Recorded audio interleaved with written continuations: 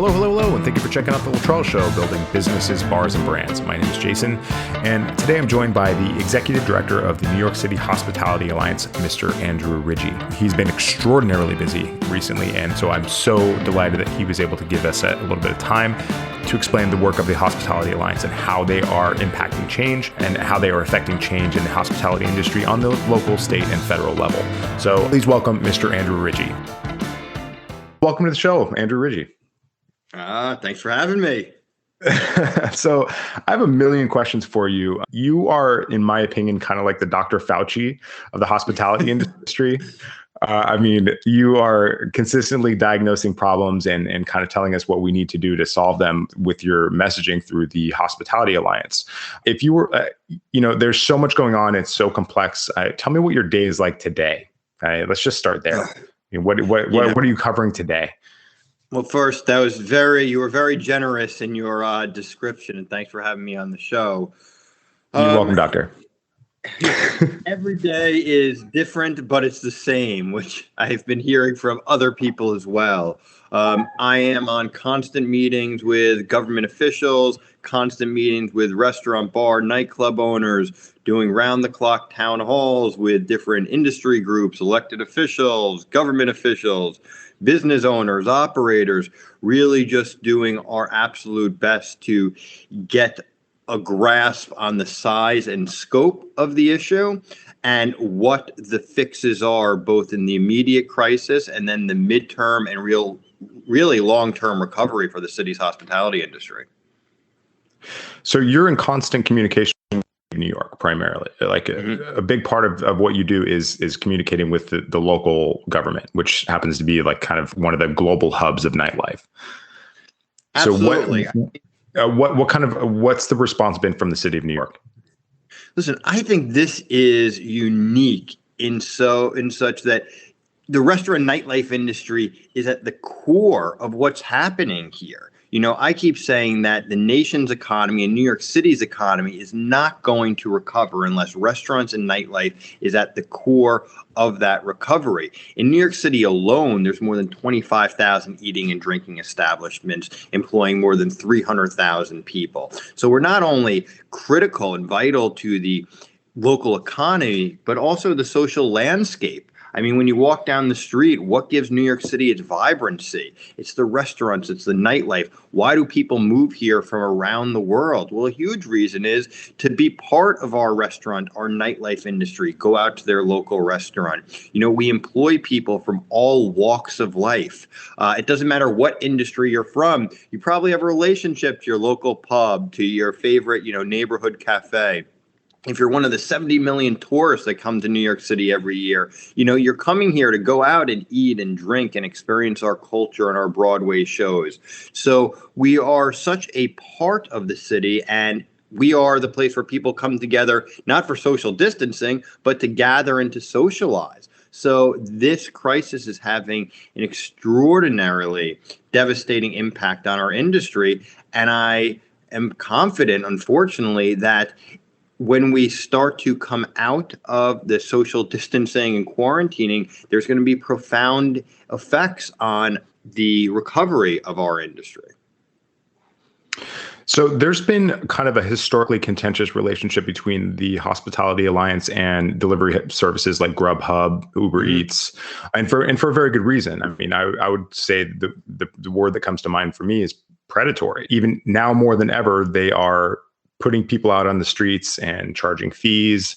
And what do you think is going to happen? I mean, like, you've been advocating from almost the very beginning that there should be a cap on their fees that they can charge. And I think that you kind of were the tip of the spear as far as getting them some attention in not only on a local level, but also on the state level. So, like, what do you think is going to happen with them? Because I'm consuming a lot more media just like everybody else is, and I'm seeing a lot more ads for Grubhub and Seamless.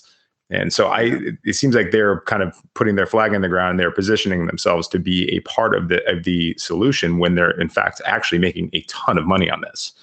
Yeah, listen, the Grubhub Seamless, they are predatory. They're exploiting a crisis. They were horrible before this pandemic, and their terribleness, if that's a word, has only compounded since we've been in this crisis. There are delivery companies, third-party platforms that have stepped up and reduced their fees or eliminated their fees and really introduced services to help restaurants through this trying time. Grubhub Seamless is not one of them. They are spending all this money on commercials and other types of ads, which frankly is just propaganda, trying to fool the public into thinking that if you order through Grubhub and Seamless, you are somehow supporting local independent restaurants. Couldn't be further from the truth. They charge between 15 and 30% commission fees on each order from you place with a restaurant. That amount was unsustainable in a strong market. During a crisis, it's just, like I said, it's unconscionable that they can keep this up. And then they've introduced new plat programs where they're basically extracting even more money from small business owners.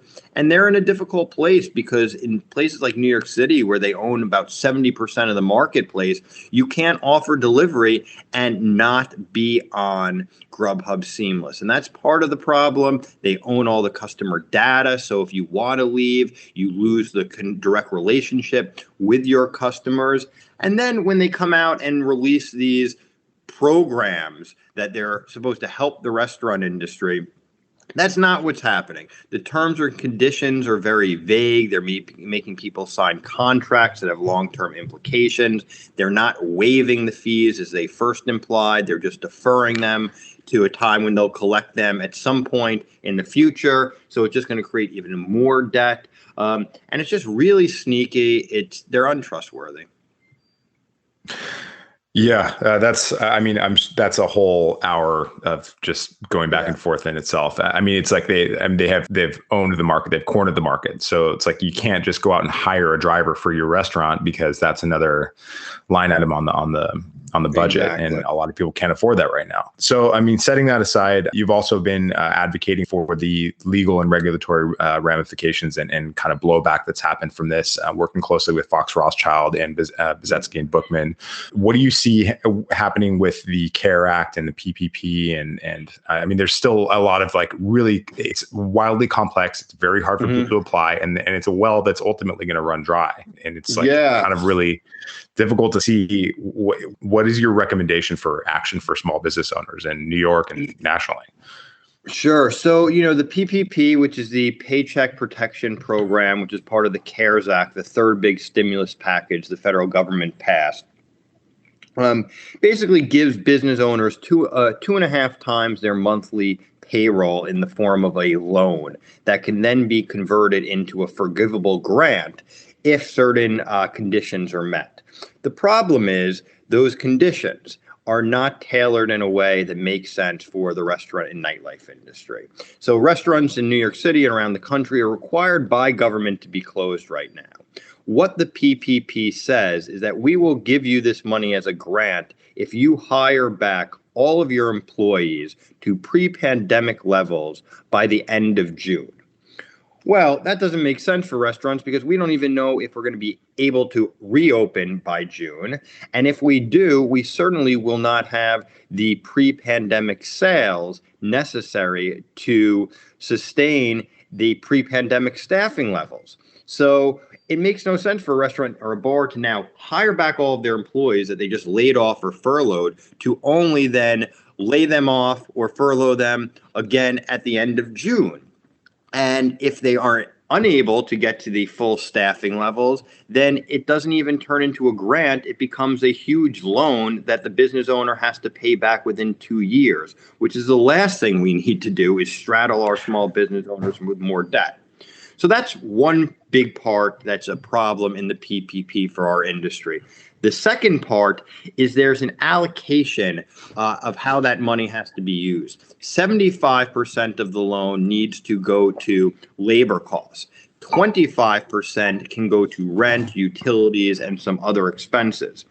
But in high rent cities like New York and really around the country, 25% of the loan is not going to be enough to pay back multiple months of missed rent, utilities, and other expenses. So we've been urging the federal government as part of the fourth stimulus package, which we hope will be passed as soon as possible, probably towards the end of the month, to make some slight modifications to the PPP. One, allow the loan to become a forgivable grant if people hire back their employees not by the end of June, but by the end of the year. That way, we hope we have some time for things to get back to as normal as possible, have a better idea what is consumer purchasing behavior like, what kind of staffing levels do we need, hopefully get tourists back to New York City, get people back into jobs so they have disposable income to go eat and drink out at restaurants and bars.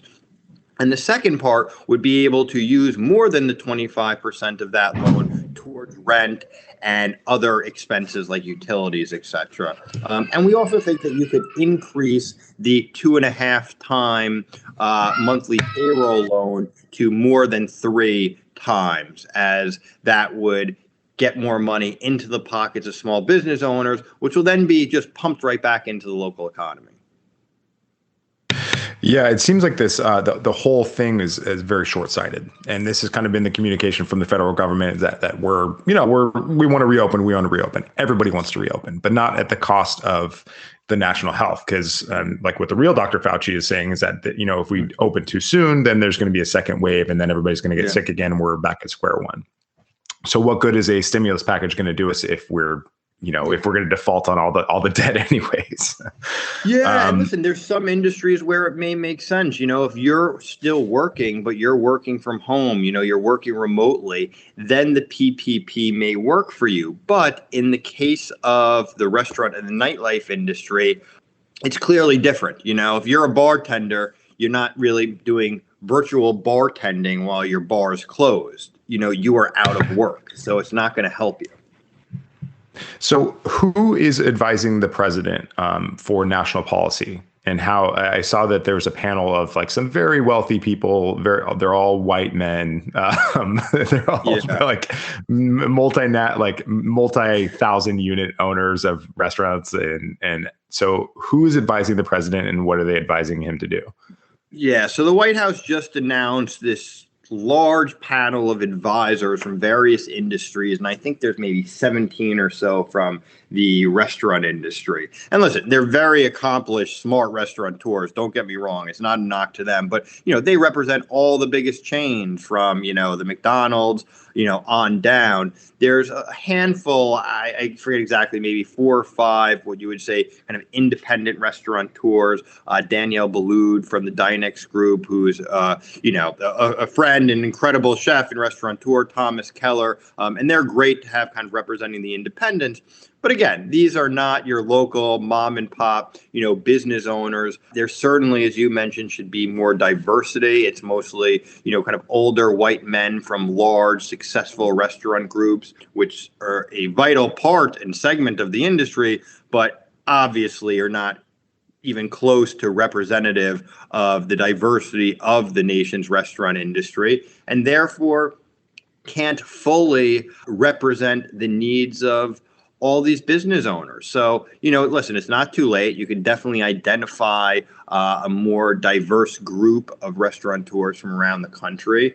We would love for New York City's restaurant industry to have a voice in that process. But nonetheless, whether we were appointed and had representation directly on that panel or not, we are going to work closely with all levels of government to make sure that our voice is heard every single place, all of the time, because without our industry recovering, the city and the nation's economy is not going to recover.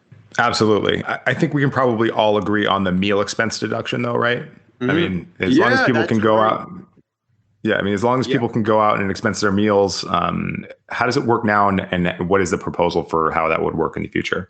Yeah, so companies used to get 100% meal deduction if they'd go out and have, business lunches or business-related entertainment. Then some years back, that changed, and I believe they get maybe a 50% deduction now.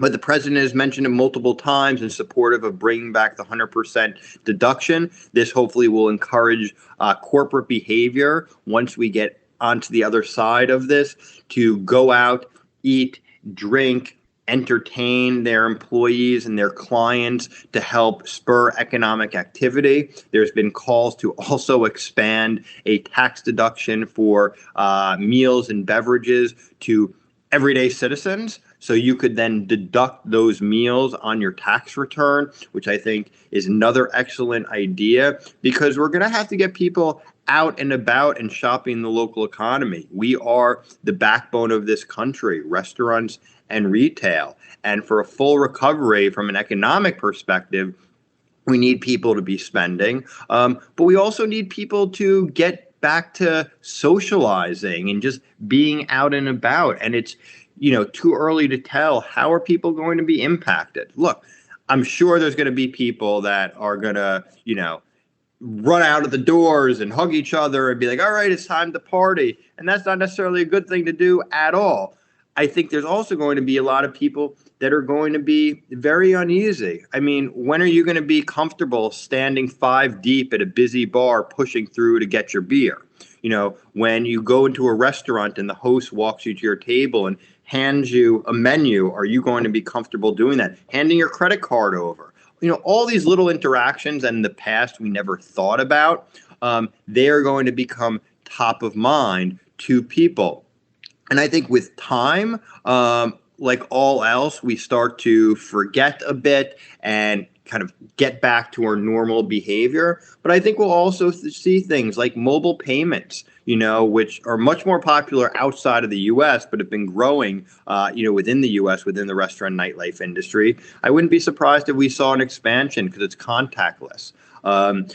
Even mobile menus where you can use your own phone to pull up a menu and make, order drinks right off your phone, in a restaurant. There's technology out there that does it. It's not widely, used, but these are types of technologies and trends that we've yet to see, obviously, if they will get a real foothold in the industry.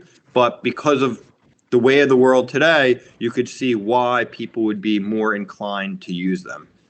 Yeah, and I had a previous guest, Chris Lauder, who was talking, and he runs a spirits distributor in China, and he was telling me about how kind of technologically they're a little bit further ahead of us by a couple of years, maybe at least, and how they've been basically pretty well positioned for this because they have been mobile forward and they've been digital forward for years now. What happens if people get used to the idea of dining at home?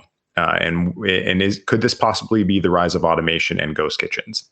Yeah, listen, I think those, ghost kitchens and, increased delivery, these were all realities that we were living with before the pandemic.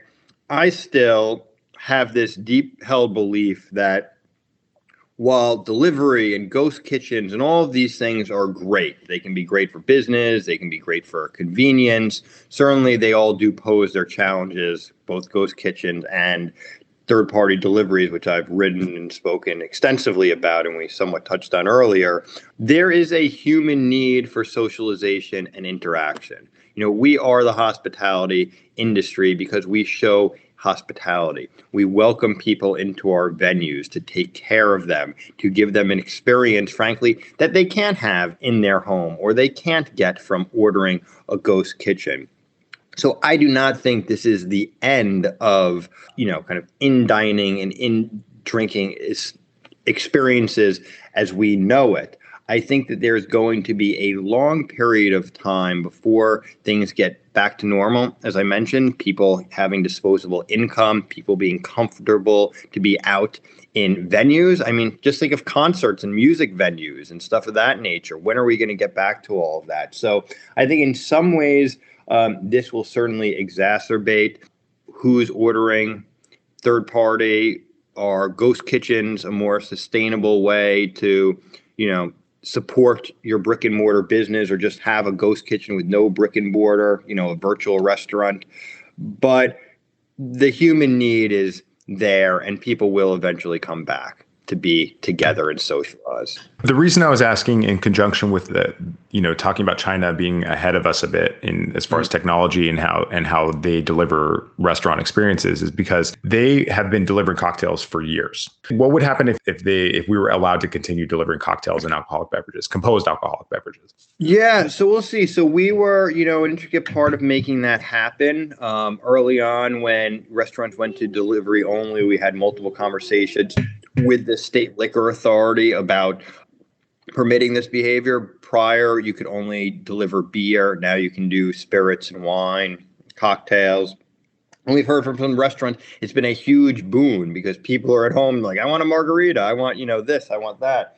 So I think business-wise, it's good. There's a lot of conversations we're having with the state, city, and hopefully the federal government about when we reopen the economy, what is it going to look like? And I would be an advocate for keeping these policies intact because, like I said, people may not be ready just to go out to restaurants and bars and eat and drink, but they still may want a nice cocktail delivered to them with their food for dinner.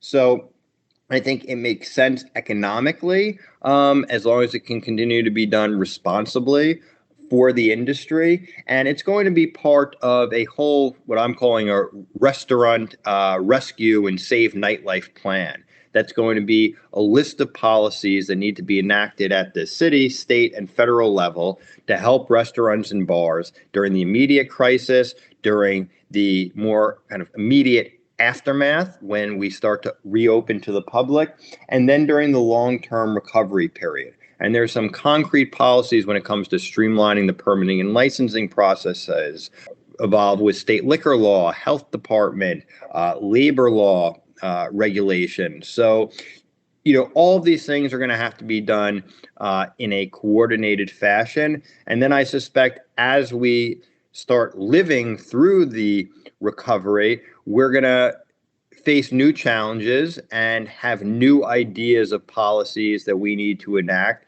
to give businesses the best footing possible to recover, to keep people hired, and provide great experiences that New Yorkers and everyone want when they go out to a restaurant or bar. Are you in communication with similar organizations across the country?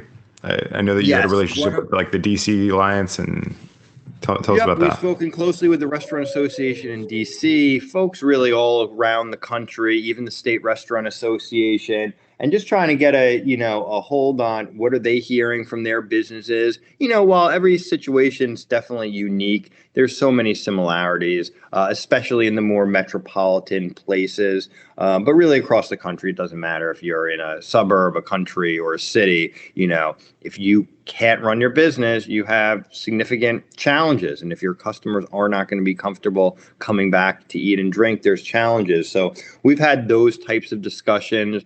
Conversations about what kind of policies are you advocating for? Are there policies on a national level that we can work collectively to address? And not only within our space and industry sector, but also talking with folks, in tourism, in travel, hotels, and other related industries, because we are so interconnected. When someone comes to New York City, for example, as a tourist, they're traveling here, they're staying at a hotel, they're going out to a restaurant, they're going to a Broadway show, they're going to a museum, then they're going out to get a drink. So we all are very interconnected. And that's why if we can speak as in the most unified voice as possible, where it makes sense, we have a greater opportunity to get our voice heard and our policies enacted. So I just got one more question for you, because I know your time is extremely valuable. You've been doing all these morning shows, and oddly, Fox News is an oddly sympathetic network for nightlife, right? Yeah, it's amazing. that wasn't the question, but yeah, no, listen, I've been doing some Fox News. It was amazing. I did it, and my phone and email and every social media channel, blew up, and people from small towns to big cities were super supportive. They thought what we have to say makes sense, and they all recognize that they want to get back to a sense of normalcy. And to do that, they need to be comfortable to go to their local restaurant, whether it's a fine dining restaurant or where it's your neighborhood, Italian restaurant, or it's a coffee shop, or it's your pub, or it's like some fancy, bar. It doesn't matter. People want to get back to whatever normal was for them pre-pandemic. Big ups to Fox for giving you that platform, because I think that that's where the president gets a lot of his instruction. But the last question I wanted to ask you was, Andrew Cuomo has kind of emerged as this national political hero, and he has gotten a lot more credibility as being a credible source of information, especially from New York, which is the hub of a big epicenter of the pandemic. What was your opinion of him before, from a professional standpoint, like as far as his sympathy towards the hospitality industry, and what is that now? And what is that now? I mean, what do you think of him now? Yeah. So listen, from my perspective in my professional role, which is also, frankly, my personal role, because I live and breathe this, it's to represent the interests of the New York City restaurant and nightlife industry. So clearly, it doesn't matter if you're the governor or the mayor or any elected official. We may not always agree on every policy, but you want someone who's willing to listen and debate the issues if you disagree, or agree and implement them where you do.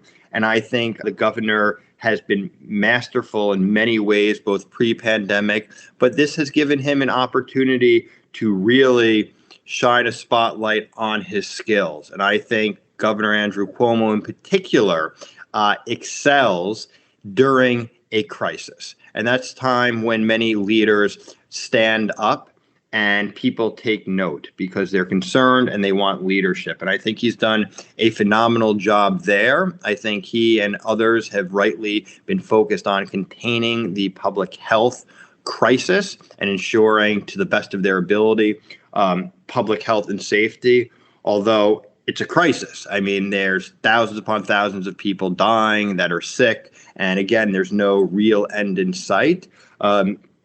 But when people are scared and concerned and there's a lot of uncertainty, they want someone not to BS them. They want someone who's going to be transparent and truthful and straightforward with them. And I think he's really excelled at doing that. So I give him a lot of respect. I know he has now brought together the governors of many of the tri-states, and he is putting together a panel to discuss how we are going to reopen our economy. So we're very much looking forward to being part of those conversations. And if he continues to use the same, leadership skills that he's using during the crisis, I suspect he'll continue to do that and apply those traits during the recovery. And that's where we'll really need the governor, but also the state senate and assembly, the city council, the mayor, to all work collaboratively to enact policies quickly to help get us back on our feet, because it's not going to be easy. It's not going to happen quickly, but we need to do it together. And someone had said to me the other day, which I thought was a great kind of analogy. He said, it's very difficult to change the tires on a car when you're moving. But now that we've kind of come to a stop, let's figure out, how do we build this car back better than ever? And I hate to be overly optimistic in such a dire situation, but we do have a unique opportunity. There are many problems for our industry from a regulatory standpoint and many other perspectives before this. So how are we going to rebuild to make us stronger and support all those that need support? From the New York City Hospitality Alliance, I think it's important that you go to the nyalliance.org and get on the newsletter, because it is absolutely essential to have that concise information. And if you're so inclined, definitely become a member. I'm a member, and it is 1,000% worth it. Andrew, how would we find you on social media? Perfect. So I am, because we used to do a podcast together and you helped us get started. So we are forever grateful for that. So you had told me we are on Twitter at the NYC Alliance. That's at the NYC Alliance. I am on Twitter at Andrew Rigie. Andrew spelled normally, Rigie, R-I-G-I-E. Website, thenycalliance.org, thenycalliance.org. You can sign up for our website. You can find us by our name on Facebook, LinkedIn, Instagram. I don't know. There's so many channels. Just we'll put all the links on the show notes for sure. But thank you so much for being so generous with your time and information. It is a treat to see you and hear you again. Well, hey, you too. Everyone stay safe, healthy, and cheers to getting to the other side of this. So I can't thank Andrew enough for his time. It's extremely valuable right now. He's like literally doing morning shows on national networks, and he stepped aside to give me some time to help me understand a little bit about what the Alliance is working on, and it is extremely important. They had a hand in setting up cocktails to go in the city of New York, for instance. So they're not just some lip service organization. They're actually creating direct action. Head to their website, the nyalliance.org, and make sure you sign up for their newsletter. It is extremely dense and valuable information. I hope you enjoyed this episode with Mr. Andrew Rigie, the Executive Director of the New York City Hospitality Alliance. Be sure to check out the show notes for a brief summary of the show and links to all the stuff that we talked about. A special thanks to Danny Messina for editing and post-producing the show. If you like this show, you might enjoy another project I'm working on called The Industry Distilled. We read the news so you don't have to. We go live on Thursdays on Facebook, or you can head to industrydistilled.com for updates. I want to keep these shows as short and dense as possible, but I'm extremely grateful for the time that we got with Andrew. If you have any thoughts or questions or ideas, please be sure to reach out to me at Jason Littrell on Twitter and Instagram, or search for Jason Littrell on Facebook and LinkedIn. If you got anything out of our time together, you can thank me by simply sharing this with another person.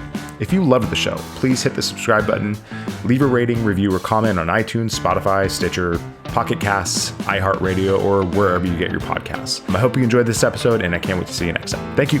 Be well.